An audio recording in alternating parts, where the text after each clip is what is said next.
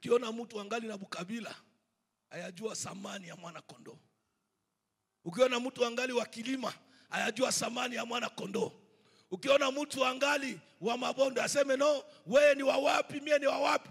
Tukisha kutana, mie mnaambia watu tumezaliwa sie ndani ya hili kanisa ambayo inaitwa Seleza. Sisi tulizaliwa ku Seleza, tukuzaliwa kwa Elene. Lakini kaambia watu wakati mmoja ya kuwa mimi nilijua kabila yangu, ninakuwa musenke mane des humanités. Kwa najua kwetu. Kwa najua kabila yangu, nilikuwa mtoto wa mwinjiliste, tunatoka hapa, tunahamia hapa. Na pote wetu tunakuta pale bandugu yetu. Tuna baba yetu, bashangazi, bayomba.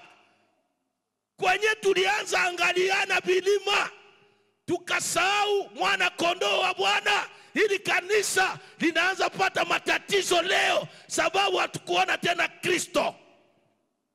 Bwana Yesu atusaidie. Mwana kondoo wa Bwana.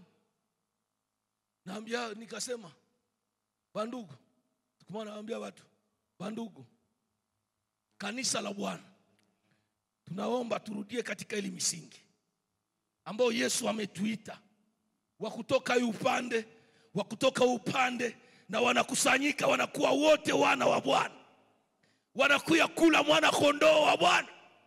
Katika wakati wetu tunamkula mwana kondoo kisi Yesu tunataka. Tunajua ya kuwa Pasaka yetu ni Kristo. Njoo mwenzako akibarikiwa hapa, utasema amena, Bwana na mubariki, hautamkritike sababu unakula kwa mwana kondoo mmoja.